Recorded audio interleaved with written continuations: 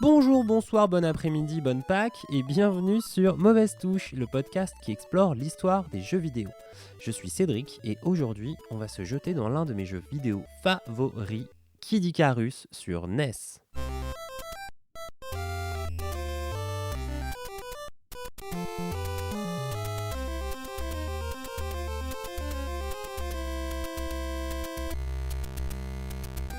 Kid Icarus, c'est vraiment l'un des monuments du jeu vidéo sur NES. La NES, pour rappel, c'est la première console de salon de Nintendo.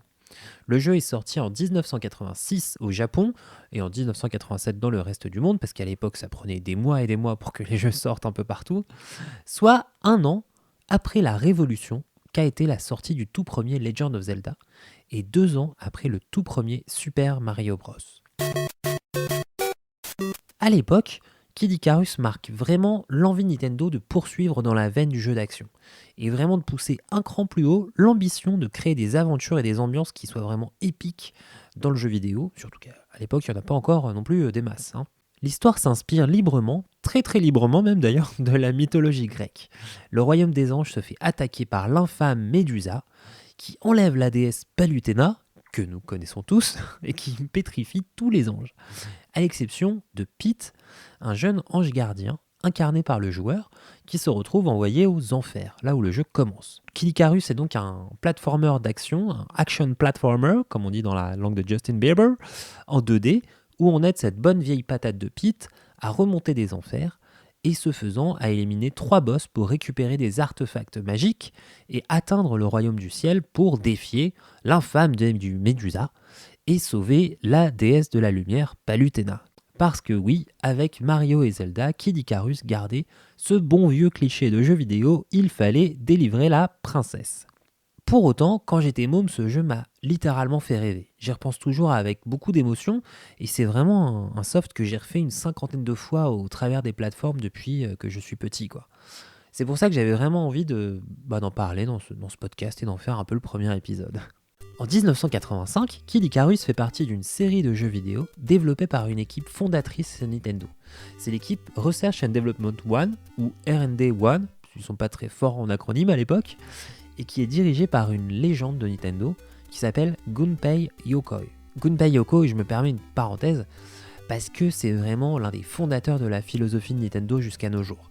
C'est le mec qui invente le Game & Watch dans les années 80, pour lequel il crée la croix directionnelle, que l'on retrouve sur toutes les manettes du monde encore aujourd'hui, et c'est aussi celui qui file ses tout premiers cours de game design à Shigeru Miyamoto.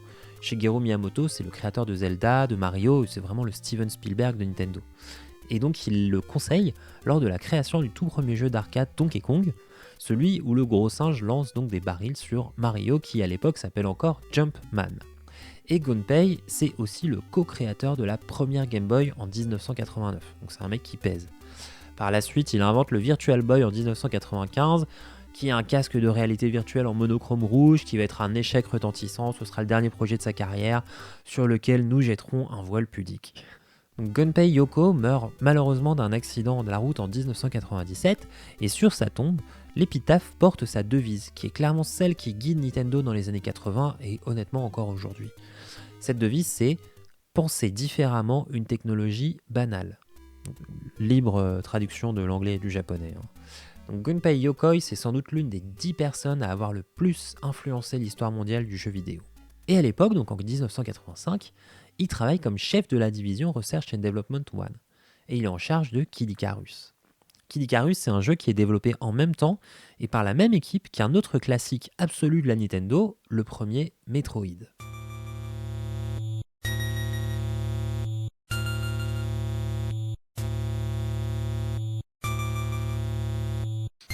Les deux jeux partagent, en plus d'une équipe qui a vraiment posé les fondements du game design chez Nintendo, une vraie volonté de faire évoluer le jeu d'aventure vers de nouveaux chemins.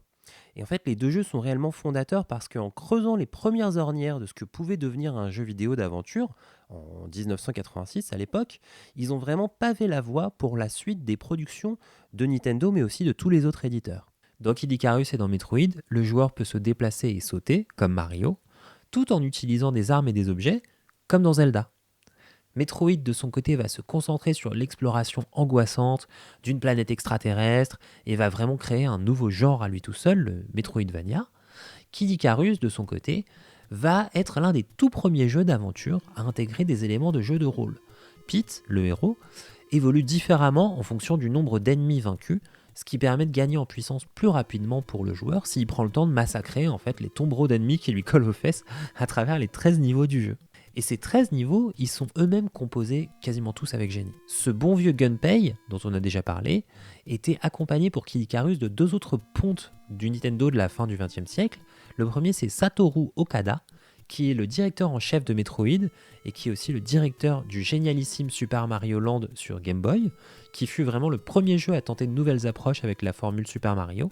Et le deuxième larron, c'est Yoshio Sakamoto, qui a dirigé quasiment tous les Metroid en 2D et qui, même aujourd'hui encore, continue de conseiller les équipes sur les nouvelles sorties en 3D, dont Metroid Prime 4, qui peut-être un jour sortira sur Switch quand il aura fini d'être développé pour la 16e fois. Yoshio Sakamoto, il a aussi supervisé tous les WarioWare, qui sont un type de jeu très différent mais extrêmement marrant, qui sont des collections de mini-jeux où on doit trouver la règle du mini-jeu en 3 secondes avant qu'il passe à un autre mini-jeu. Donc un truc vraiment très japonais mais très très rigolo. Dans Kid Icarus, l'aventure de Pete se découpe en 3 mondes, eux-mêmes découpés en 3 niveaux de plateforme en scrolling, durant lesquels la tension monte au fur et à mesure qu'on approche de la fin du niveau. Et honnêtement, il y a vraiment des moments de tension où Pete saute dans tous les sens à décocher des flèches à gogo pendant qu'il est poursuivi par une meute de monstres qui sortent du bas de l'écran. C'est furieusement épique. C'est des espèces de sorties de tunnel incroyables. En plus, avec une petite musique de fin de niveau qui souligne bien l'exploit quand on a réussi à l'atteindre. Extrait maintenant. Il est à noter que Pete peut boire des verres de vin abandonnés au hasard des niveaux pour regagner de l'énergie. C'est donc un jeu qui prône l'alcoolisme. Au fur et à mesure des niveaux, Pete tombe sur de très nombreuses sortes de salles différentes. Elles peuvent abriter des magasins, des jeux de hasard, des fontaines de jouvence, des marchands de rareté, des grottes d'ennemis ou alors des entraînements spéciaux qui permettent de gagner l'un des 3 power-ups uniques qui vont l'accompagner durant le reste du jeu. Ce qui fait qu'en fait ça crée une réelle dimension de jeu de rôle et qui en fait une expérience vraiment hors norme à l'époque, beaucoup plus poussée que ce qu'on pouvait trouver dans des caves cachées et les endroits secrets du premier Zelda par exemple. Chacun des 3 mondes de Kid Icarus se termine par un donjon de labyrinthe qui modifie radicalement la façon de jouer.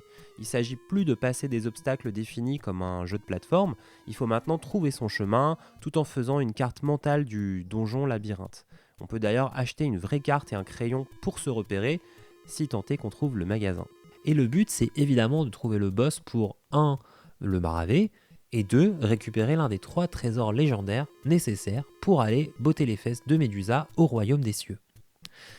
C'est aussi dans ces donjons que résident les ennemis parmi les plus emblématiques du jeu, les sorciers aubergines, qui lancent littéralement des aubergines, et si Pete se fait toucher, il ne peut plus rien faire d'autre que se déplacer, et il doit trouver l'hôpital du donjon afin d'être extrait du légume pour pouvoir réutiliser son arc.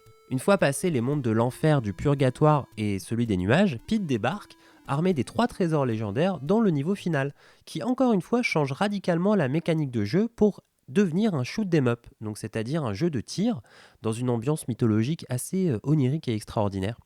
Donc dans le niveau, Pete peut se déplacer à travers tout l'écran en volant, jusqu'au combat contre Médusa, qui est sans doute l'un des plus faciles du jeu malheureusement. Il suffit de se caler à gauche de l'écran un petit peu en bas, il n'y a plus qu'à spammer le bouton de tir, elle peut pas toucher Pete. C'est donc effectivement l'un de ces jeux où le boss final est un sombre caca, c'est dommage. Il est à noter que dans les années 80, les équipes de la R&D1 ne disposaient souvent que de quelques mois pour conceptualiser et coder un jeu, dans des équipes qui faisaient souvent moins de 10 personnes. C'est vraiment très peu de temps et très peu de personnel lorsqu'il s'agit de littéralement inventer de nouvelles mécaniques de jeu. Il faut se rendre compte qu'à l'époque, à part Mario, Zelda et quelques softs très basiques venus des générations Amstrad et Atari, il existe quasiment rien sur quoi prendre exemple. C'est pour ça que la conception de Metroid et de Kid Icarus est extraordinaire. Elle est aussi fortement marquée par une cadence de travail élevée, dans un building à l'époque dont le chauffage était coupé. Les équipes de développeurs dormaient régulièrement sur place, ils vivaient quasiment ensemble, ils vivaient autour de leur projet. Ils se nourrissaient de plats emportés des restos kyotoïtes environnement, puisque c'était l'époque où Nintendo était encore basé à Kyoto. On retrouve donc de nombreux éléments communs aux deux jeux. Un graphisme qui est très proche, le même moteur de jeu, le même type de personnage principal, très mobile, qui peut sauter, se baisser, qui peut utiliser une arme à distance et qui s'améliore au fur et à mesure du jeu. Et on voit même dans les derniers niveaux de Kid Icarus des Metroid en tant qu'ennemis dans le monde des nuages. À la musique, et c'est vraiment l'un des points magistraux de Kid Icarus, c'est également une légende japonaise. Hirokazu Tanaka, surnommé Hip Tanaka ou Chip Tanaka, ça dépend un peu des époques. Il a également signé les musiques de Metroid, évidemment.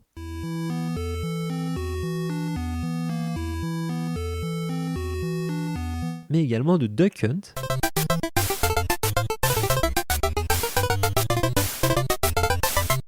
Tetris,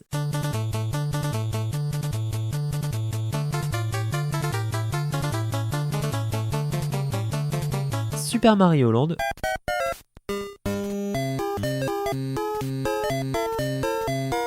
Dr Mario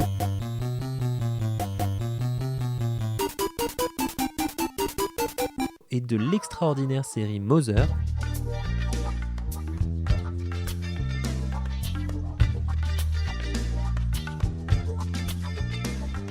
Et il a participé à un petit truc pas très connu, la série Pokémon.